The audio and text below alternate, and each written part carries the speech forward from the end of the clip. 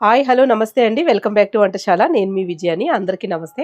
ఈరోజు నేను మీకు అల్లం పచ్చడి ఎలా పెట్టాలో చూపిస్తాననమాట. ఎందుకనంటే చాలామంది నన్ను అల్లం పచ్చడి ఎప్పుడు చూపిస్తారో అల్లం పచ్చడి చూపించండి అని ఎప్పటి నుంచి అంటే నేను ఈ వంటశాల స్టార్ట్ చేసినప్పటి నుంచి అంటున్నారండి. స్టార్ట్ చేసిన ఒక 15, 20 రోజుల నుంచి వీడియోస్ పెట్టినప్పటి నుంచి అడుగుతున్నారు. కానీ కుదరలేదు. ఒక్కొక్కసారి అనుకుంటాం ఇగో పెడదాం చేద్దాం అనుకుంటూనే ఉంటాను. ఏదో ఒక వీడియోస్ చేయడం వల్ల అలాగా కుదరట్లేదనమాట. అందుకే ఈరోజు అల్లం పచ్చడి చేయాలని ఎలాగైనా ఫిక్స్ అయిపోయాను. మన కరివేపాకు పచ్చడి పెట్టాను కదా! చాలా బాగా ఎళ్ళిందండి. మంచి రీచ్ వచ్చింది కరివేపాకు పచ్చడికి కూడాను. అందులో కూడా కామెంట్స్ పెట్టారు. అల్లం పచ్చడి చూపించండి అని చెప్పి. ఇంక లాభం లేదు అల్లం పచ్చడి చూపించాల్సిందని. అది కూడా ఏంటంటే ఇప్పుడు ఈ తరంలో ఎలా పెట్టుకుంటున్నారో అల్లం పచ్చడి సింపుల్‌గా, ఈజీగా అది చూపిస్తున్నానండి. మా నాన్నమ్మ పెట్టేది. అది కూడా చాలా బావుండేది. మీకు లాస్ట్‌లో చెప్తాను దాని గురించి. అయితే అల్లం పచ్చడి అసలు పచ్చళ్ళు రాని వాళ్ళు కూడా ఈజీగా పెట్టొచ్చు. అయ్యో! ఆ కొలతలు తెలీవు అన్నట్టు ఏం భయం ఉండదండి. సో, పచ్చడి ఎలా పెట్టాలో ఇప్పుడు చూద్దాం. ఎక్కడ మిస్ చేయకండి. చాలా బావుంటుంది పచ్చడి. ఈజీగా గూడా ఉంటది. ఫస్ట్ మనం అల్లం తీసుకోవాలి. అయితే ఇక్కడ నేను మీకు వెయిట్ మెజర్‌మెంట్స్ కూడా చెప్తాను. అలాగే గిన్నె కొలత కూడా చెప్తాను. ఎవరికి ఏది ఈజీగా ఉంటే అది చేసేసుకోవచ్చు కదా! చక్కగాను అందుకు.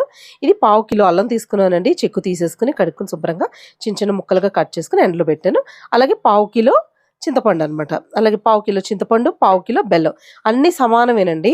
ఏది అంటే ఎక్కువ తక్కువ వెయ్యట్లేదు. అంటే నేనిప్పుడు వేసేటప్పుడు మీకు మళ్ళీ ఏదన్నా ఎక్కువ వేసుకోవాల్సి వస్తది అంటే అది ఎంత వేయాలో కూడా నేను చెప్తాను. ఇవి ఇప్పుడు 3 సమానంగానే తీసుకున్నాను అనమాట. అన్నీ పావు పావు కిలో. అదే గిన్నె కొలతల్లో ఎలా తీసుకోవాలో చూపిస్తాను నేనిప్పుడు. గిన్నె సైజ్ చూసుకోండి ఫస్ట్. చిన్నదా? పెద్దదా? అంటే ఇది మనకి ఈ ముక్కలు ఏ సైజ్ గిన్నె పడుతుందో ఆ సైజ్ గిన్నె తీసుకోండి. ఓకే. అంటే మనకు ఒక గిన్నె ముక్కలొచ్చినాయనమాట ఈ గిన్నెతోటి. మీరు గిన్నె సైజు కొంచెం పెద్దది, చిన్నది ఉన్నదంటే దాన్ని బట్టి చూసుకోండి. ఒకవేళ కొంచెం పెద్దదయిందనుకోండి, కొంచెం ఎల్తుగా వచ్చినా గానీ అన్నీ అలాగా ఆ వెల్తుగానే వేసుకోండనమాట. ఓకే. ఇదైతే ఈ గిన్నెతో ఫుల్‌గా వచ్చింది గదా! పావు కిలో ముక్కలకిని ఇగో ఇలా వేసేసుకోవాలి. చింతపండు గూడా ఇదే మెజర్‌మెంట్ చూసుకోండి. మీరు కొలుచుకోక్కర్లేదు. వెయిట్ మిషన్ లేదనుకోండి అప్పుడు ఇలా చూసుకొని పెట్టేసుకోవడం అంతే. కరెక్ట్‌గా చింతపండు గూడా ఒక గిన్నొచ్చిందిది. అంటే నేను మెజర్‌మెంట్ చేసింది కరెక్ట్‌గా పావు కిలో గిన్నెనమాట ఇది. ఇవి కొంచెం ఆరబెట్టుకోవాలండి. ఒక గంట సేపు అలాగా ఎండలో ఈ ముక్కలవిని ఎండలో ఆరనివ్వాలి వీటిలిని. ఆరిందంటే ఆ తేమ అది పోయి మనకి పచ్చడి పాడవకుండా ఉంటదనమాట. బెల్లం కూడా ఒక గిన్నె వేసేసుకోవాలి. ఇదిగోండి ఒక గిన్నె వేసుకున్నాం కదా! ఇది మామూలుగా మనం ఏంటంటే తినేటప్పుడు మనకి తీపి కరెక్ట్‌గా చాలు ఒక గిన్నె అంటే ఇంత వేసుకోండి. లేదంటే కొంచెం ఎక్కువ వేసుకోవాలనమాట. మీకు వేసేటప్పుడు నేను చూపిస్తాను. మనం చింతపండు ఏ గిన్నెతో అయితే తీసుకున్నామో అదే గిన్నెతో ఒక 2 గిన్నెలు వేయండి ఫస్ట్ వాటర్ అయితేని. సరిపోకపోతే ఇంకొక గిన్నె వేసుకుందాం. కొంచెం వాటర్ ఎక్కువే ఉండాలి. కానీ వాటర్ మాత్రం మరగాలండి. మరిగేటప్పుడు ఇందులో చింతపండు వేసుకుందాం. ఇదిగోండి వాటర్ చూడండి ఎలా మరుగుతున్నాయో. బాగా ఇలా మరుగుతున్నప్పుడు ఇదిగోండి ఇలా మరుగుతున్న దాంట్లో చింతపండు ఇలా విడదీసుకొని ఏసేసుకుందాం. ఇదిగోండి ఇది మరుగుతుంది కదా! ఇలాగ ఉడకనిద్దాం దీన్నైతేని. అయితే మనం అల్లం వేయించుకుందామండి. ముకుట్లో ఈ ముకుట్లో అల్లం వేయించుకుంటాను. అల్లం వేయించుకునేటప్పుడు ఏంటంటే, మనం ఏ కప్పుతో అయితే చింతపండు, అల్లం తీసుకున్నామో అదే కప్పుతోటి ఒక కప్పు ఆయిల్ తీసుకున్నాను. ఇప్పుడు అల్లం వేయించుకోవడానికి సరిపడగా ఆయిల్ వేసుకుంటే సరిపోద్ది. ఇది పల్లి నూనండి. ఈ నూనెన్నా వేసుకోవచ్చు. లేదంటే నువ్వుల నూనెైనా వేసుకోవచ్చండి. నార్మల్ ఆయిల్స్ అది రిఫైన్డ్ ఆయిల్స్ వాడామనుకోండి అంత టేస్ట్ బాగోదనమాట. ఇదిగో నూనె కాగిన తర్వాత అల్లం ముక్కలు వేసేసుకోవాలి. అల్లం ముక్కలు ఇందులో ఉన్న తేమ పోయి బాగా ఎర్రగా ఏగాలండి కొంచెం. అప్పుడు దాకా వేయించుకుందాం. ఇదిగోండి చింతపండు చూడండి దగ్గరగా ఉడికిపోయింది. ఇదిగో ఇలాగా మెత్తగా కూడా అయిపోతుంది. స్టవ్ అయితే ఆఫ్ చేసేస్తున్నాను. ఆఫ్ చేస్తుంది. ఎందుకంటే ఇంకా దగ్గరగా అవ్వనవసరం లేదండి. ఇది చాలనమాట. ఇలా చూడండి. ఎందుకంటే ఇది చల్లారనిద్దాం. అల్లం ముక్కలు ఎలా వేగాయో ఇంకా కొంచెం ఏగాలన్నమాట. ఇది దీనికన్నా ఇంకా కొంచెం ఎర్రగా ఏగితే మనకి ఈ ఏగడం ఎందుకు అని అంటే పచ్చడి తొందరగా పాడవదు. అందులో ఉన్న తేమంతా ఏగే కొలిది బయటకు వచ్చేస్తుంది అందుకు. ఇదిగోండి ఒక గిన్నెలో ఇలాగా బెల్లం వేసేసుకోండి. బెల్లం ఇప్పుడు ఏంటంటే నేను ఒక గిన్నె అల్లం తీసుకున్నాను, ఒక గిన్నె చింతపండు తీసుకున్నాను, ఒక గిన్నె బెల్లం తీసుకున్నాను. ఈ బెల్లం ఏంటంటే అందరూ సమానంగా వేసుకుంటారు. కొంతమంది ఎక్కువ వేసుకుంటారనమాట. డబుల్ వేసుకుంటారు. 2 గిన్నెలు కూడా వేసుకుంటారు. అది మనం తినే తీపిని బట్టి వేసుకోవాలి. నేనైతే దీనికన్నా కొంచెం ఎక్కువ వేస్తానండి. నేను చూపిస్తాను మీకు ఇప్పుడు. ఇదిగోండి నేను ఒక పావంతు బెల్లం ఎక్కువ వేస్తున్నాను. లేదా అన్ని సమానంగా కూడా వేసుకోవచ్చు అనమాట. ఏదైనా సరే మనం తినే రుచిని బట్టి అనమాట అంతే. ఇందులో కొంచెం వాటర్ యాడ్ చేసుకోండి. ఒక గరిటెడు వాటర్ యాడ్ చేసుకోండి. కొద్దిగా వాటర్ పోస్తే చాలండి ఇలా పాకం కింద వచ్చేస్తుంది. ఈ బెల్లం ఏంటంటే కేజీ బెల్లం తీసుకున్నాను నేను. ఆల్రెడీ వేరే దానికి వాడాను. అసలు నలకలు అది ఏమీ లేవనమాట. ఒకవేళ నలకలు అది ఉండేటట్టయితే మీరు ఒకసారి వడపోసేసుకోండి. ఇలా బెల్లం కరిగిన వెంటనే వడపోసేసుకుని అప్పుడు ఒక్క నిమిషం ఉడికిందనుకోండి చాలన్నమాట. అంటే మీకు పాకం చూపిస్తాను ఎలా రావాలో. ఇదేం పెద్ద పాకం వచ్చేక్కర్లేదు, కొంచెం దగ్గరికి అవుతుంది అన్నప్పుడు చాలన్నమాట. ఎందుకంటే ఇలా చేసుకున్నామంటే మనకు పచ్చడి తొందరగా పాడవదు, టేస్ట్ కూడా బాగుంటుంది పచ్చడి. ఇదిగోండి ఇలా పాకం ఉడుకుతుంది కదా, ఇప్పుడు ఇలా ఒకసారి తీసుకుని మనకి ఇలా దగ్గరగా అవుతుంది అన్నప్పుడు ఇలా చూడండి, ఇలా అవుతుంది కదా చాలు. మరి ఏమైనా ఉండలు అది కట్టేయకూడదండి, ఊరికి ఇలా అంతే దగ్గరికి ఇలా కొంచెం ఇలా అవుతుంది అన్నప్పుడు చాలు అనమాట, అంతే.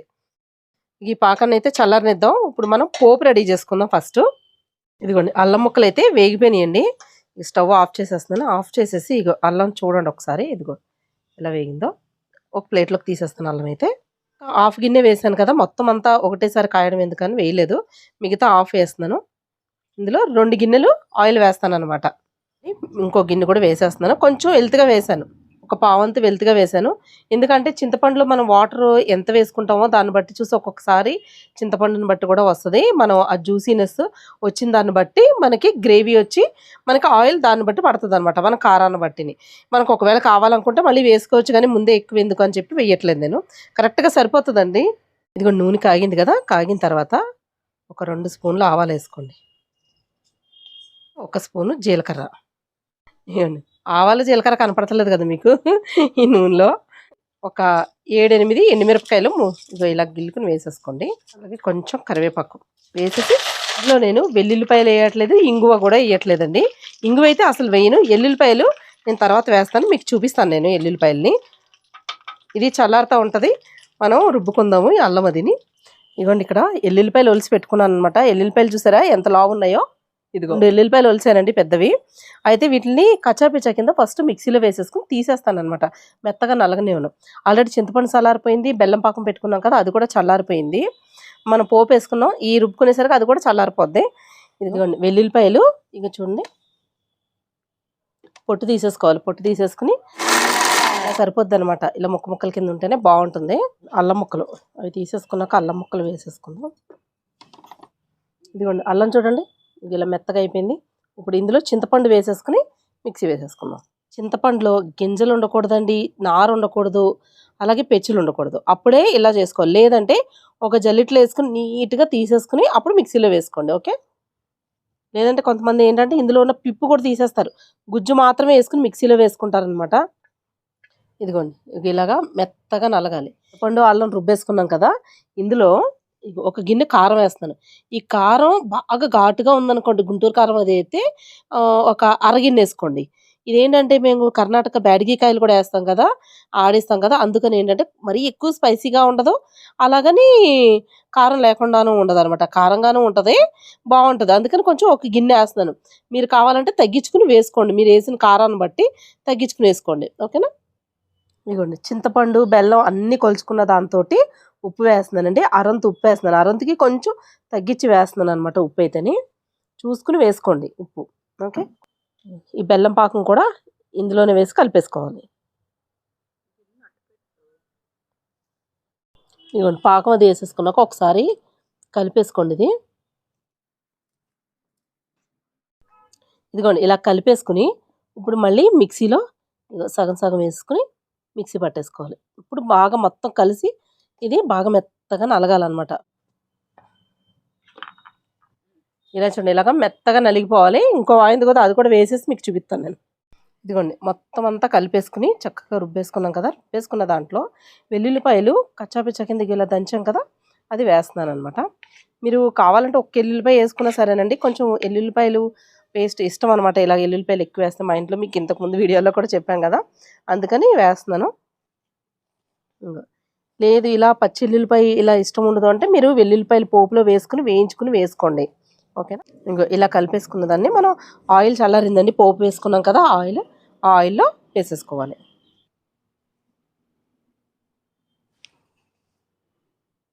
పచ్చడి అంతా మొత్తం ఇందులో వేసేసుకుని ఇలా బాగా కలుపుకోవాలి. ఇక చూస్తుంటే నూనె ఎక్కువ ఉన్నట్టుగా కనిపిస్తుంది కదండి, మొత్తం కలిపేసుకున్నాక మనకి రేపటికి నూనె పీల్చుకుంటుందండి. ఇది అల్లం పచ్చడి నూనె పీల్చేసుకుంటుంది. తొందరగా కలవదు. మామూలు పచ్చడిలాగా వెంటనే కలవదు. ఎందుకంటే బెల్లం మనం వేసుకుంటాం కదా! ఆ జిగురు ఉంటది కదా! బెల్లం ఒక జిగురు. అందుకని కదలదనమాట ఇలా ఫాస్ట్‌గాను. ఒకవేళ మీకు కావాలి అనుకుంటే ఒక గిన్నె పోసుకొని ఇంకొక సగం పోసుకోండి. మీకు ఎక్కువొద్ది అని అనిపిస్తే గనక. నూనె చూడండి కరెక్ట్‌గా 2 కప్పులు పట్టేసింది. అంటే కొంచెం తక్కువేసానన్నాం కదా! 2 కప్పులకిని. మీరు ఫస్ట్ కలిపేటప్పుడు అయ్య బాబోయ్! ఏంటి ఇంత నూనె ఎక్కువైపోతుందని అనిపిస్తదంతే. మీకు కరెక్ట్‌గా సరిపోద్దండి. నూనె అయితే ఎక్కువ అవ్వదసలు. మనకి చక్కగా ఇలా కలిపేటప్పుడు మనకి తొందరగా లాక్కోదనమాట. కలవదు. అంతే తప్ప మనకి ఎక్కువైందని అలా అనిపిస్తదంతే. చూడండి కరెక్ట్‌గా సరిపోతదండి. మనకిప్పుడు కొంచెం పైకి తేలుతదనమాట కొంచెం సేపటికి. అల్లం పచ్చడి చూడండి చక్కగా రెడీ అయిపోయింది. సూపర్‌గా ఉంది. టేస్ట్ చేసి చెప్తాను ఇప్పుడు మీకు అల్లం పచ్చడి ఎలా ఉందని. ఇదిగోండి కొంచెం అల్లం పచ్చడి ఉంచి ఇందులో కొద్దిగా రైస్ ఏసి కలిపి చూపిస్తున్నాను. ఇడ్లీలోకి కూడా చాలా బావుంటదండి. ఎక్కువ ఏంటంటే అల్లం పచ్చడి ఇడ్లీలోకి, పెసరట్టులోకి మంచి కాంబినేషన్ కదా! వేడి వేడి అన్నంలో అల్లం పచ్చడి ఏసుకొని తింటే ఎంత బావుంటదో.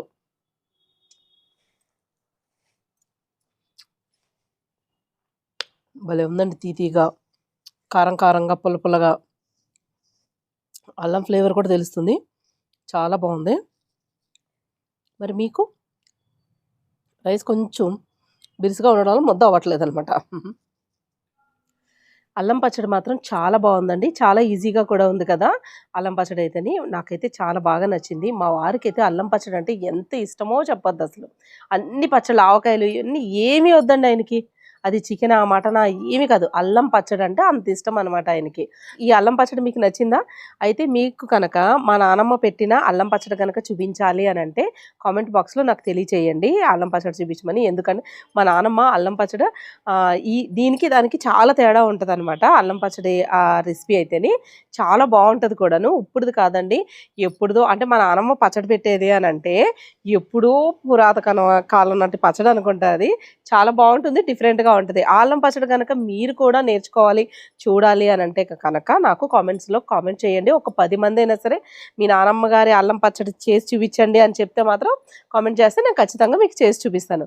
ఓకేనా? మరి ఈ వీడియో మీకు నచ్చిందా? నచ్చినట్లయితే మా ఛానెల్‌ని సబ్స్క్రైబ్ చేసుకోండి. సబ్స్క్రైబ్ చేసుకొని బెల్ ఐకాన్ క్లిక్ చేసి ఆల్ అనే ఆప్షన్ ఉంటుంది. అది కూడా క్లిక్ చేయండి. అంటే మా వీడియోస్ అన్ని నోటిఫికేషన్ వస్తాయి. ఈ వీడియో పైన మీ అమూల్యమైన కామెంట్స్ అయితే నాకు తెలియచేయండి. మరి ఇంకెందుకు ఆలస్యం మళ్ళీ వచ్చే వీడియోలో ఒక మంచి రెసిపీతో పాటు మళ్ళీ కలుసుకుందాం. అంతవరకు సెలవు. Bye bye.